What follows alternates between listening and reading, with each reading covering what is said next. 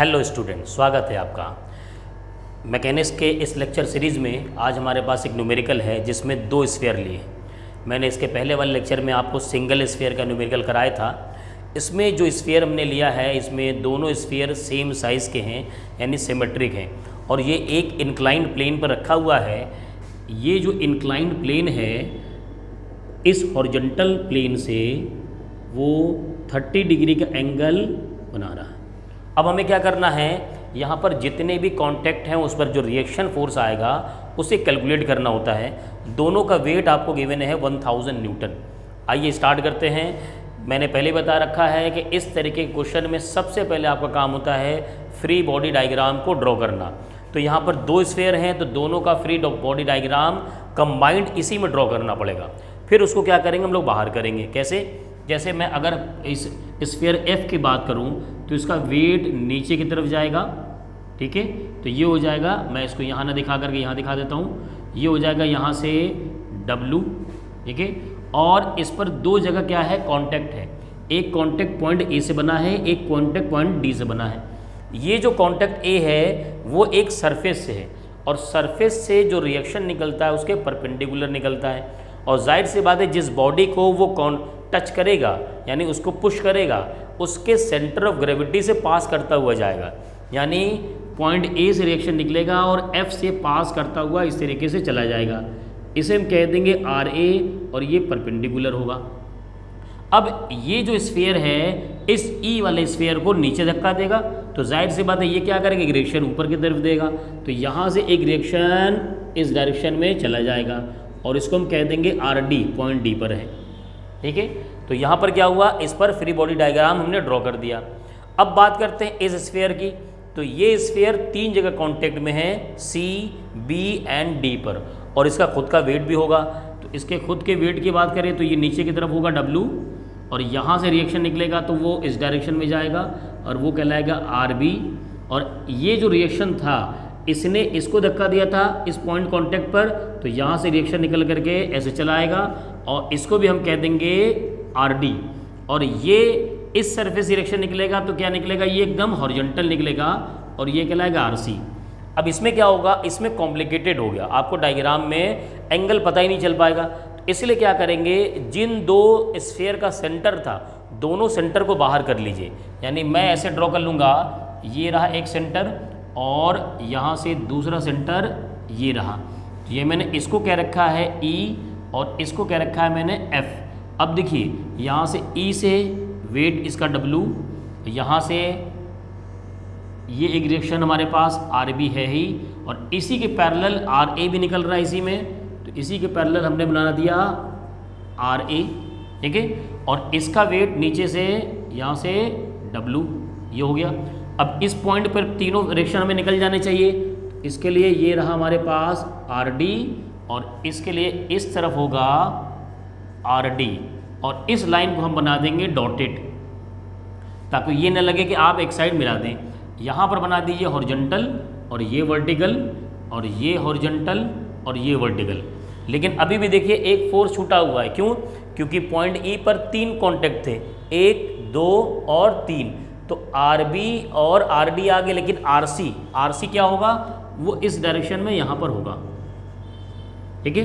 अब हमारे पास दो जगह फ्री बॉडी डायग्राम है, एक पॉइंट F पर, एक पॉइंट E पर। तो हम दोनों जगह पर क्या करेंगे, अलग अलग तरीके से सॉल्व करेंगे।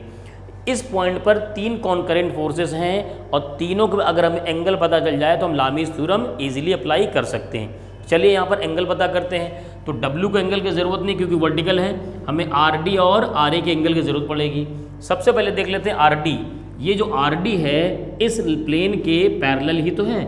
ये प्लेन हॉरिजॉन्टल से 30 बना रहा है, तो ये भी क्या करेगा, यहाँ से 30 सबटेंड करेगा, यानी ये एंगल हो गया हमारे पास 30। अगर ये 30 है तो ये भी क्या होगा 30, यानी ये भी 30 डिग्री हो गया, ठीक है। अब बात करते हैं RA की। तो RA में सिंगल स्फीयर में कैसे पता किया था, पीछे एक्सटेंड करके। पीछे देखो एक्सटेंड करते हैं तो एक ट्रेंगल मिलेगा, दिस पॉइंट और दिस पॉइंट। इस तीनों पॉइंट को मिलाएंगे तो एक ट्रेंगल बन गया। इस ट्रेंगल में ये एंगल 90 डिग्री हमारे पास है ही, और ये 30 तो ये कितना हो गया 60 हो गया, ये 60 तो यहाँ पर हम इसको 60 कर देंगे तो हमारे पास देखिए ये एंगल 60 आ गया। और ऐसे ही पीछे एक्सटेंड करके हम क्या करेंगे, इसको भी निकाल लेंगे 60 डिग्री, तो ये हमारे पास भी हो गया 60। अब देखिए करीब करीब सारे एंगल पता चल चुके हैं। लामीज़ थ्योरम लगाने के लिए उस दोनों फोर्स के बीच में पूरा एंगल पता करना पड़ता है, यानी इसके बीच में जो टोटल एंगल होगा वो 120 होगा, इनके बीच में जो टोटल एंगल होगा 90 + 60 वो होगा 150, 150 120 ये हो गया 270। 270 में 90 ऐड करेंगे तो कितना आएगा 360, तो ये 90 हो गया। अब लामीज़ थ्योरम इजीली अप्लाई कर लेते हैं, कैसे, RA अपॉन इन दोनों के बीच के angle sine 120 is equal to RD upon इन दोनों के बीच के angle sine 150 is equal to W upon इन दोनों के बीच के एंगल साइन 90। W की वैल्यू आपको 1000 पता है तो यहाँ रखेंगे, क्रॉस मल्टीप्लाई करेंगे, आपको यहाँ से RA और RD के वैल्यू मिल जाएगी।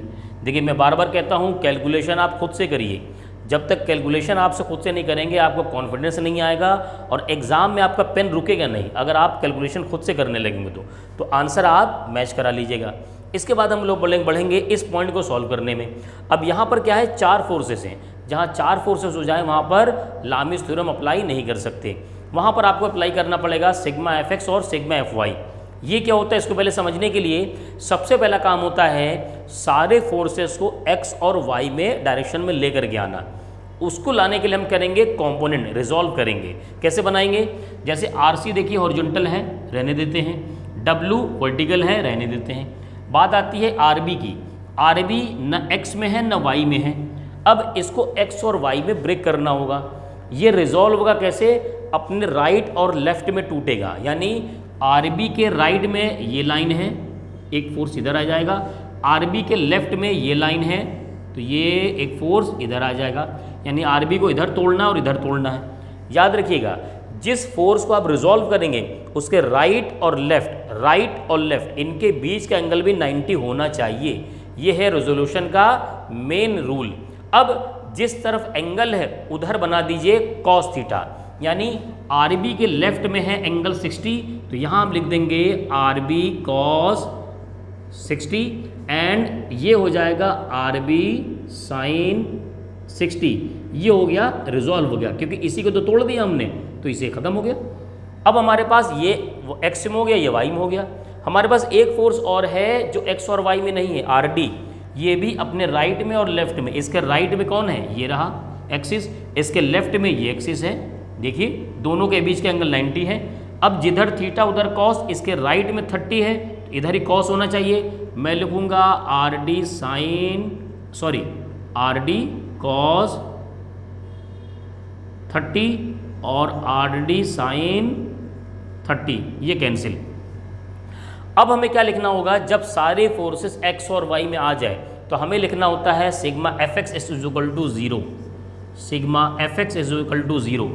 इसका मतलब क्या होता है समझिए, x डायरेक्शन में लगने वाले जितने भी फोर्स हैं उनका algebraic sum is equal to 0। या अलजेब्रिक सम का मतलब साइन के साथ, साइन आप अपनी तरफ से सेलेक्ट कर सकते हैं। जैसे मैं लेता हूँ राइट में जाने वाले को पॉजिटिव और लेफ्ट में जाने वाले को नेगेटिव, तो यहाँ पर देखिए x डायरेक्शन में जो फोर्स राइट में जा रहा है उसको हम पॉजिटिव कहेंगे, तो ये रहा RC पॉजिटिव, ठीक है। फिर क्या है, RB इधर लेफ्ट में आ रहा है तो माइनस RB cos 60 और ये भी माइनस हो जाएगा RD cos 30 is equal to 0। Equation first हो गया।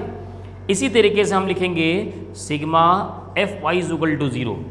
y डायरेक्शन में लगने वाले जितने फोर्सेस हैं उनका algebraic sum is equal to 0, यानी अलजेब्रिक सम का मतलब साइन के साथ। हम लोग लेते हैं जो अपवर्ड जा रहे हैं उसे पॉजिटिव और जो डाउनवर्ड जा रहे हैं उसे नेगेटिव। तो ऊपर जाने वाला फोर्स है RB sin 60 और नीचे जाने वाले फोर्स दो हैं, minus RD sin 30 minus W is equal to 0, ठीक है। अब आपको क्या करना है, दोनों इक्वेशन को सॉल्व करना है। इक्वेशन सॉल्व करने के पहले आप चेक करिए कि जितने अननोन है उतने इक्वेशन है कि नहीं। अगर number of unknown is equal to number of equation है तो ईजिली सॉल्व हो जाएगा, लेकिन number of unknown is greater than number of equation है तो इक्वेशन सॉल्व नहीं होगा। यहाँ पर देखिए आप आर ए और आर डी की वैल्यू ऑलरेडी फाइंड कर चुके हैं, वहाँ पर से उसी वैल्यू को यहाँ पुट करिए। तो जब आप आर डी की वैल्यू यहाँ पुट कर देंगे, डब्ल्यू आपको पता है तो यहाँ से आपको पता चल जाएगा आर बी की वैल्यू, एक तो यहाँ से आंसर आ जाएगा। दूसरा, अब इसमें आर बी की वैल्यू यहाँ पुट करिए और आर सी और आर डी यहाँ से लेके आइए, यानी आपने आर बी और आर डी रख दिया तो क्या आ जाएगा, आपको आर सी की वैल्यू आ जाएगी। इस तरीके से चारों रिएक्शन आपको फाइंड कर सकते हैं इजीली, ठीक है। इस न्यूमेरिकल में हमने क्या क्या सीखा, इस न्यूमेरिकल में एक तो बहुत बड़ी चीज़ हमने सीखी कि जब दो स्फीयर आपस में कांटेक्ट में हो तो दोनों से रिएक्शन निकलेगा, लेकिन दोनों का रिएक्शन का डायरेक्शन अपोजिट होगा। एक रिएक्शन इसके लिए तो उधर चला गया और इसके लिए इधर हो गया। ये किस रूल को फॉलो कर रहा है, Newton's third law, every action has equal and opposite reaction, तो यहाँ पर इसको फॉलो किया गया। दूसरी बात यह है कि दोनों का मैग्नीट्यूड भी सेम होगा, यानी जो आर डी उधर है वही आर डी इधर होगा, इस तरीके से। और दूसरी बात हम लोगों ने सीखा है सिग्मा एफ एक्स और सिग्मा एफ वाई लिखना, यानी इक्वेशन बनाना, ठीक है। चलिए इसको नोट कर लीजिए, आप खुद से कैलकुलेशन करिए और आंसर को मैच कराइए। मिलते हैं नेक्स्ट लेक्चर में।